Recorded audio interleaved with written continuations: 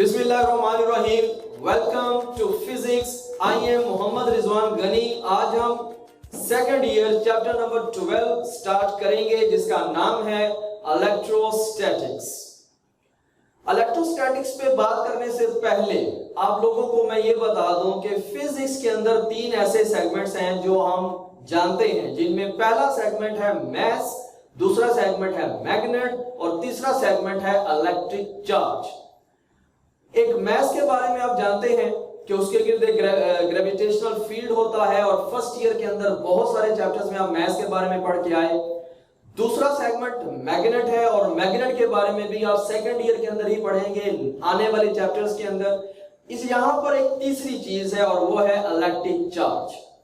गो के matric level तक आपने इलेक्ट्रिक चार्ज के बारे में बहुत कुछ पढ़ रखा है, इसी को हम आगे कंटिन्यू भी करेंगे। बजाय ऐसे कि मैं इलेक्ट्रिक चार्ज पे कोई मजीद बात करूं, अभी हम चैप्टर के नाम को देखेंगे कि चैप्टर का नाम क्या है और इसका मतलब क्या है। इलेक्ट्रिक चार्ज को स्टडी करने के लिए फिजिक्स के अंदर एक बाकायदा ब्रांच है जिसका नाम इलेक्ट्रिसिटी है। इलेक्ट्रिसिटी फिजिक्स की वो ब्रांच है जिसमें हम इलेक्ट्रिक चार्ज से मुतल्लिक तमाम तर फिनोमिनास को स्टडी करते हैं। जितने भी फिनोमिनास हों इलेक्ट्रिक चार्ज से रिलेटेड, उन तमाम की कलेक्टिव स्टडी को हम नाम देते हैं इलेक्ट्रिसिटी का। Electricity is the subject in which we study all those phenomena that are related to the electric charge. अब इलेक्ट्रिक चार्ज में फर्दर ये बात है कि अगर वही इलेक्ट्रिक चार्ज एट रेस्ट हो तो उसके गिर्द सिर्फ इलेक्ट्रिक फील्ड होगा और उसके जो फिनोमिनास होंगे और वो जो इलेक्ट्रिक फील्ड होगा उसको हम अलग पार्ट में स्टडी करेंगे। लेकिन अगर वही इलेक्ट्रिक चार्ज मोशन में आ जाए, हरकत में आ जाए, तो एक मूविंग इलेक्ट्रिक चार्ज के गिर्द एक मैग्नेटिक फील्ड भी प्रोड्यूस हो जाता है। एज अ रिजल्ट हमें कुछ मुख्तलिफ तरह के फिनोमिनास मिलते हैं, कुछ मुख्तलिफ तरह की चीजें नजर आती हैं और उनको स्टडी करने के लिए हम इलेक्ट्रिसिटी को एक अलग पार्ट में डिवाइड कर देंगे। तो ऐसे हम क्या कर सकते हैं, हम इलेक्ट्रिसिटी के दो शोबे बना सकते हैं, दो पार्ट्स बना सकते हैं, दो काइंड्स, दो टाइप्स बना सकते हैं। तो इलेक्ट्रिसिटी का एक पार्ट वो है जिसमें हम इलेक्ट्रिक चार्ज को एट रेस्ट स्टडी करेंगे और इलेक्ट्रिसिटी का एक वो पार्ट है जिसमें हम इलेक्ट्रिक चार्ज को इन मोशन स्टडी करेंगे। बात वाज़ेह है कि जब चार्ज रेस्ट में है तो उसके गिर्द सिर्फ इलेक्ट्रिक फील्ड है और जब वही चार्ज मोशन में आता है तो उसके गिर्द चूंकि मैग्नेटिक फील्ड भी प्रोड्यूस हो जाता है और इसके अलावा और बहुत सारे फिनोमिनास हमारे पास आते हैं। तो इस पार्ट को हम अलग कर देंगे। तो बहरहाल हम ये कहते हैं कि when the electric charge at rest, तो इसको हम बोलेंगे electrostatics. Electrostatics is from two words, electricity and statistics. Statics, electricity का मतलब अभी हमने बात की study of electric charge. Static means when the charge at rest.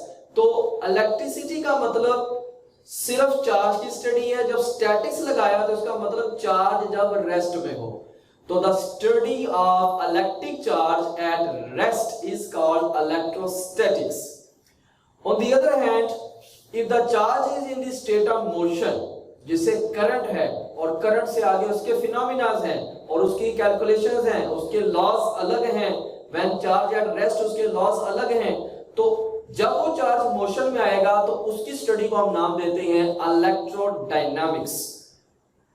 Electrodynamics का दूसरा नाम है करंट इलेक्ट्रिसिटी। चैप्टर नंबर 12 के अंदर हम इलेक्ट्रोस्टैटिक्स की बात करेंगे, हम इलेक्ट्रोस्टैटिक्स को पढ़ेंगे यानी चार्ज को एट रेस्ट पढ़ेंगे और आने वाले चैप्टर नंबर 13 के अंदर हम बात करेंगे electric charge when it is in the state of motion. तो बात क्लियर होगी। हमारे चैप्टर का नाम इलेक्ट्रोस्टैटिक्स और इसके अंदर हम इलेक्ट्रिक चार्ज को स्टडी करने जा रहे हैं when it is at rest. तो आज इंट्रोडक्शन के अंदर मैं सिर्फ बात करूंगा इलेक्ट्रिक चार्ज के बारे में कि इलेक्ट्रिक चार्ज क्या है और इसकी वो इंफॉर्मेशंस, वो बातें हम यहाँ क्रिटिकली डिस्कस करेंगे जिसकी बुनियाद पे आप बहुत सारे एंट्री टेस्ट लेवल के क्वेश्चंस को भी क्रैक कर पाएंगे और आपकी जो अंडरस्टैंडिंग है वो ज्यादा अच्छी क्लियर हो जाएगी और जो चैप्टर है बाकायदा तौर पे वो हम अपने नेक्स्ट लेक्चर के अंदर स्टार्ट करेंगे। चलिए बात करते हैं इलेक्ट्रिक चार्ज के बारे में। कुछ मिसकंसेप्शंस भी हम आज डिस्कस करेंगे। पहला मिसकंसेप्शन हमारा ये है, हम ये समझते हैं कि इलेक्ट्रिक चार्ज बाय सेल्फ कोई एक पार्टिकल है या कोई एक ऑब्जेक्ट है। तो पहला ये मिसकंसेप्शन दूर कर लें, इलेक्ट्रिक चार्ज कोई ऑब्जेक्ट या कोई पार्टिकल नहीं है। मतलब ये कि कुछ लोग ये कहते हैं कि इलेक्ट्रॉन प्रोटॉन पार्टिकल्स हैं, जबकि इलेक्ट्रॉन प्रोटॉन पार्टिकल्स नहीं है। इनको हम बोलते हैं चार्ज्ड पार्टिकल्स। चार्ज्ड पार्टिकल्स का मतलब कि they carry the electric charge. तो फिर इलेक्ट्रिक चार्ज क्या है? इलेक्ट्रिक चार्ज बेसिकली एक फिजिकल प्रॉपर्टी है। कैसी फिजिकल प्रॉपर्टी है? ये एक ऐसी फिजिकल प्रॉपर्टी है जिसकी वजह से कोई भी ऑब्जेक्ट, कोई भी पार्टिकल इलेक्ट्रोमैग्नेटिक फोर्स को एक्सपीरियंस करता है, जो कि एक फंडामेंटल फोर्स ऑफ नेचर है। जैसे ग्रेविटेशनल फोर्स है, जैसे आप दूसरी फोर्सेस पढ़ेंगे, इसी तरह इलेक्ट्रोमैग्नेटिक फोर्स एक नेचुरल फोर्स है, एक बेसिक नेचर ऑफ फोर्स है। It is a combination of electric force and magnetic force. Anyhow, physical property of an object or a particle due to which it experience an electromagnetic force is called electric charge। तो वो electric charge है। electric charge further हम ये एक तो misconception हमारा दूर हुआ। दूसरी यहां पर ही ये बात समझ लीजिएगा कि इलेक्ट्रिक चार्ज विदाउट मास या विदाउट पार्टिकल एग्जिस्ट नहीं करता। There must be a particle and object, there must be a mass जिस पे वो प्रॉपर्टी होगी, जिसको हम इलेक्ट्रिक चार्ज का नाम दे रहे हैं। किसी मास के बगैर इलेक्ट्रिक चार्ज नहीं है, लेकिन इलेक्ट्रिक चार्ज के बगैर मास हो सकता है। इलेक्ट्रिक चार्ज के बारे में दूसरा पॉइंट हमारा ये है कि ये इलेक्ट्रिक चार्ज दो तरह का है। एक को हम पॉजिटिव चार्ज कहते हैं और एक को हम नेगेटिव चार्ज कहते हैं। तो हमारे जहन में ये क्वेश्चन आता है कि ये दो तरह का क्यों है, तो इसको अंडरस्टैंड कर लेते हैं। आप ये जानते हैं कि मैस दूसरे मैस को अपनी तरफ अट्रैक्ट करता है according to law of gravitation, जो आप लास्ट लेक्चर्स के अंदर, लास्ट चैप्टर्स के अंदर पढ़ चुके हैं। यानी आप किसी ऑब्जेक्ट को जमीन की सर्टेन हाइट से अगर आप रिलीज करेंगे तो जमीन इसको अपनी तरफ खींच लेगी। तो आप एक फोर्स ऑफ अट्रैक्शन ऑब्जर्व करेंगे, लेकिन आपको कहीं भी दो मैसेज के दरमियान फोर्स ऑफ रिपल्शन नहीं मिलेगी।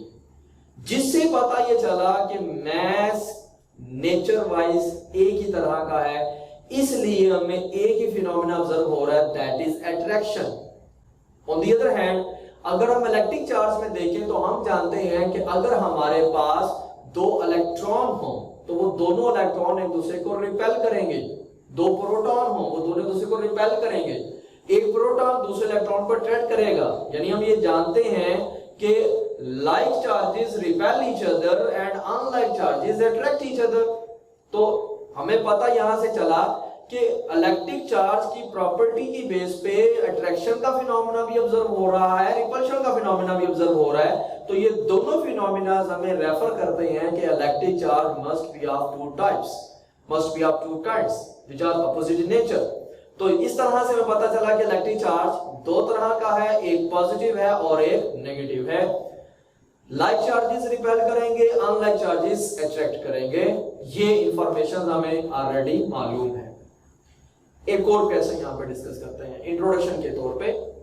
दूसरा क्वेश्चन हमारे जहन में आता है कि एक प्रोटॉन के चार्ज को हम पॉजिटिव क्यों कह रहे हैं और एक इलेक्ट्रॉन के चार्ज को हम नेगेटिव क्यों कह रहे हैं। ये भी हमारे जहन में क्वेश्चन आता है कि क्या हम प्रोटॉन के चार्ज को नेगेटिव कह सकते हैं, क्या हम एक इलेक्ट्रॉन के चार्ज को पॉजिटिव कह सकते हैं। तो ये जवाब ये है, याद रखिएगा कि जब ये डिस्कवर हुआ कि इलेक्ट्रिक चार्ज दो तरह का है तो आपने उनको नाम तो देना था कि ये अगर A है तो ये B है, ये अगर X है तो ये Y है। आप इसको यस कह रहे हैं, इसको नो कह दें, कोई दो नाम आपने सजेस्ट करने हैं अपोजिट नेचर को जो रिप्रेजेंट करते हैं। तो बेस्ट ऑप्शन यही था कि हम एक को पॉजिटिव कह देते और एक को नेगेटिव कह देते। तो इस तरह से ये नाम जो है वो जहन में आए और इसके लिहाज से हम एक को पॉजिटिव कहते हैं और एक को नेगेटिव कहते हैं। तो दूसरा माइंड में ये पॉइंट आएगा कि प्रोटॉन को पॉजिटिव और इलेक्ट्रॉन को नेगेटिव कैसे कह दिया। ये नाम बेसिकली सजेस्ट करने वाला साइंटिस्ट फ्रैंकलिन था, और इसने जब इसके ऊपर नाम दिए तो इससे पहले मैं आपको थोड़ा सा आपको आइडिया दे दूं। आप सब जानते हैं कि एक एटम के अंदर जब तक प्रोटॉन्स और इलेक्ट्रॉन्स की तादाद बराबर रहती है तो वो एटम न्यूट्रल कहलाएगा। उसे आप कहते हैं कि ये एटम जो है वो न्यूट्रल है। लेकिन अगर किसी वजह से इलेक्ट्रॉन्स निकलते हैं या निकलता है कोई एक इलेक्ट्रॉन भी निकलता है तो नेगेटिव चार्ज कम हो जाएगा और पॉजिटिव चार्ज ज्यादा हो जाएगा, और आप कहेंगे कि now it gets positive charge. और अगर उस मटेरियल के ऊपर, उस ऑब्जेक्ट के ऊपर बाहर से इलेक्ट्रॉन्स आ जाएं, वो इलेक्ट्रॉन्स गेन कर ले तो उसके ऊपर नेगेटिव चार्ज ज्यादा हो जाएगा, पॉजिटिव चार्ज कम हो जाएगा, और हम ये कहेंगे कि now it gets negative charge.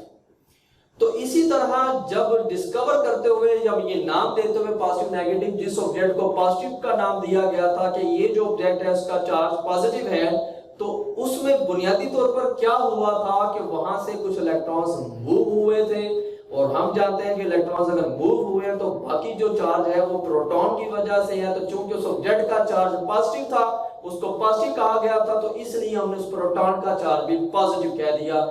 दूसरी तरफ हमारे पास जो ऑब्जेक्ट था जिसने इलेक्ट्रॉन्स को गेन किया था, तो पता चला क्योंकि उसने इलेक्ट्रॉन्स को गेन किया है, उसको अपने नाम नेगेटिव चार्ज का दिया हुआ है, तो हमने कह दिया कि इस पे जो पार्टिकल आया जिसकी वजह से वो प्रॉपर्टी उसने गेन की, उसके ऊपर चार्ज नेगेटिव है। तो इसका ये स्टैंडर्ड मान गया। तो ये जस्ट नोटेशन है, जस्ट स्टैंडर्ड है जो वर्ल्ड वाइड यूज हो रही है टेक्स्ट बुक्स के अंदर। इसी नोटेशन का हम यूज करेंगे और यही यूज करते रहेंगे। हम अब इसको बदल नहीं सकते। अब हम ये नहीं कह सकते कि प्रोटॉन का चार्ज नेगेटिव है और इलेक्ट्रॉन का चार्ज पॉजिटिव है। लेकिन अगर उस वक्त प्रोटॉन के चार्ज को नेगेटिव कह दिया जाता और इलेक्ट्रॉन के चार्ज को पॉजिटिव कह दिया जाता, अगर ये स्टैंडर्ड बना दिया जाता, तो आज हम इसी स्टैंडर्ड को यूज करते। लिहाजा इसकी कोई ऐसी डिस्कशन नहीं है कि जो कोई खास तरह की कोई बात होती कि जिसकी वजह से हमें पॉजिटिव और नेगेटिव को याद रखना पड़ता कि ये पॉजिटिव क्यों है और ये नेगेटिव क्यों। अब मजीद कुछ बातें लेते हैं इलेक्ट्रिक चार्ज के बारे में। मैंने एक आपको ये बात कही कि ये एक फिजिकल प्रॉपर्टी है जिसकी वजह से वो इलेक्ट्रोमैग्नेटिक फोर्स को एक्सपीरियंस करता है। दूसरी मैंने आपको ये बात की कि ये इलेक्ट्रिक चार्ज दो तरह का है, एक को पॉजिटिव एक को नेगेटिव कहते हैं। तीसरी बात मैंने आपको ये कही कि दो अनलाइक चार्जेस अट्रैक्ट करते हैं और दो लाइक चार्जेस दूसरे को रिपेल करते हैं। मैंने आपको ये भी बताया कि किसी मैस के बगैर इलेक्ट्रिक चार्ज नहीं है, लेकिन इलेक्ट्रिक चार्ज के बगैर मैस हो सकता है। अब इसी तरह हम इलेक्ट्रिक चार्ज के बारे में मजीद कुछ बातें करते हैं। इलेक्ट्रिक चार्ज के बारे में फर्दर ये बात याद रखिएगा कि इसके लिए ये एक बड़ा इंपॉर्टेंट पॉइंट है। अगर हम कहते हैं कि कोई भी ऑब्जेक्ट न्यूट्रल है, तो हम जब ये कहते हैं ना कि उसके ऊपर चार्ज नहीं है, तो इसका बेस्ट वर्ड याद रखिएगा। इससे कई कॉन्सेप्ट्स आपके क्लियर हो जाते हैं कि आप ये ना कहें कि उस ऑब्जेक्ट के ऊपर चार्ज नहीं है, आप ये कहें कि उस ऑब्जेक्ट के ऊपर नेट चार्ज जीरो है। इसमें बड़ी साइंस है, और वो साइंस क्या है? सिंपल वो साइंस ये है कि कोई भी ऑब्जेक्ट जो आज तक हमने डिस्कवर किया है उसके ऊपर जो चार्ज की बात हम करते हैं, जैसे हम इलेक्ट्रॉन प्रोटॉन की फिलहाल बात करते हैं, अगर हम सब एटॉमिक लेवल पे जाएंगे तो कुछ बात मजीद बिखरेगी, हम बात को समेटते हैं। तो इलेक्ट्रॉन और प्रोटॉन को हम बात करते हैं, यहां तक हम बात को महदूद रखते हैं। तो प्रोटॉन पे चार्ज हमने कहा है, इलेक्ट्रॉन पे चार्ज हमने कहा है, लेकिन हमारे जहन में ये क्वेश्चन आना चाहिए कि न्यूट्रॉन तो है। अब कई बच्चे ये समझते हैं कि न्यूट्रॉन के ऊपर कोई पार्टिकल नहीं। एटम की तो बात वो समझ जाता है, एटम को तो वो अंडरस्टैंड कर जाता है कि उसमें चूंकि प्रोटॉन्स की तादाद इलेक्ट्रॉन्स की तादाद के बराबर है, जितना पॉजिटिव चार्ज है उतना नेगेटिव चार्ज है, इसलिए वो न्यूट्रल है। लेकिन बात हमें ये बात समझ नहीं आती है कि न्यूट्रॉन जो है वो न्यूट्रल क्यों है। तो ये याद रखें, न्यूट्रॉन और प्रोटॉन ये फर्दर पार्टिकल से मिलकर बने हैं जिनको क्वार्क्स कहते हैं, और क्वार्क भी चार्ज होते हैं। लिहाजा जिन क्वार्क्स से मिलकर न्यूट्रॉन बनता है उन क्वार्क्स का नेट चार्ज भी यहाँ आके जीरो हो जाता है, इसलिए न्यूट्रॉन जो है वो न्यूट्रल होता है। ये मैंने थोड़ी सी बारीक पॉइंट आपको डिस्कस किया। इसको मजीद अगर हम इसको एक्सपेंड करें, इसको मजीद अगर हम क्रिटिकली ऑब्जर्व करें तो मजीद बातें भी निकलेंगी। लेकिन एक चीज आप प्राइमरी लेवल पे याद रखें कि हम ये ना कहें कि किसी ऑब्जेक्ट के ऊपर चार्ज नहीं है, हम ये कहें कि उसके ऊपर नेट चार्ज जीरो है। इलेक्ट्रिक चार्ज को याद रखें इलेक्ट्रिक चार्ज को मैंने पहले बोला कि ये फिजिकल प्रॉपर्टी है। तो इलेक्ट्रिक चार्ज के बारे में दूसरी जो बात है वो ये है कि ये एक फिजिकल क्वांटिटी है, ये एक बेस क्वांटिटी है। जो 7 बेस क्वांटिटीज आप पढ़ के आए हैं, इसका यूनिट एसआई यूनिट इसका कूलम है, ड्राइव यूनिट्स इसकी एम्पेयर सेकंड है, और चार्ज हमेशा क्वांटाइज्ड रहता है। चार्ज के बारे में मजीद कुछ बातें, मजीद इसके बारे में कुछ चीजें हम डिस्कस करेंगे, लेकिन एक फाइनल बात करके मैं अपना टॉपिक आज का क्लोज करूंगा। इतने इंट्रोडक्शन के साथ हम बाकायदा तौर पे अपना पहला आर्टिकल नेक्स्ट लेक्चर में स्टार्ट करेंगे, और वो ये है, आप, मैं और तमाम ऑब्जेक्ट्स जिनको हम देख रहे हैं, these are in proper shape just due to electric force। ये इलेक्ट्रिक फोर्स है जो दो पॉजिटिव चार्जेस को रिपेल कर रही है, दो नेगेटिव चार्जेस को अट्रैक्ट कर रही है। अनलाइक चार्जेस, दो नेगेटिव चार्जेस भी रिपेल हो रहे हैं और अपोजिट चार्जेस अट्रैक्ट हो रहे हैं। तो ये जो इलेक्ट्रिक फोर्स है, यही वो फोर्स है जो रिस्पॉन्सिबल है ह्यूमन बॉडी और तमाम ऑब्जेक्ट्स को आपस में एक दूसरे के साथ इंटरेक्ट करने में। ये लास्ट पोर्शन काटना है आपने, मैं दोबारा रीटेक कर रहा हूं, आप छोड़िए इसको, आप कट कर दीजिएगा। तो यहां तक तो हम बात कर चुके हैं इलेक्ट्रिक चार्ज के बारे में। आज इंट्रोडक्टरी लेक्चर के तौर पे इलेक्ट्रिक चार्ज के बारे में जो मैंने आपसे डिस्कशन की है, यहां तक बात रखते हुए मैं टॉपिक क्लोज करता हूं। नेक्स्ट टॉपिक में आपसे मुलाकात होगी 12.1 कूलम्स लॉ और इलेक्ट्रिक चार्ज की कुछ इस तरह की एप्लीकेशन और अंडरस्टैंडिंग करेंगे जो इंशाल्लाह हमें नेक्स्ट टॉपिक को भी मजीद अच्छे से समझने में आसानी पैदा करेगी। Thank you very much. Allah Hafiz.